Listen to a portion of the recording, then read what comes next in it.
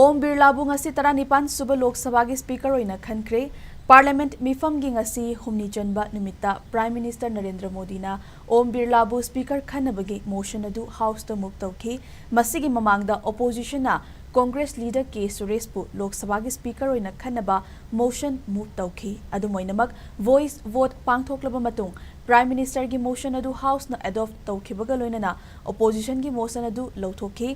Nauna Speaker Khalaba Om Birlabu, Prime Minister Narendra Modi, Leader of the Opposition Rahul Gandhi, amasung Union Minister for Parliamentary Affairs Kiran Rijiju na Speaker ki chair fauba thindoki. Loinana PM Narendra Modi, Opposition ki Leader Rahul Gandhi, amasung NDA amadi Opposition ki luchingba kayana thagat pa phongdoki. Panbayai BJP na luchingba NDA amasung Congress na luchingba Opposition na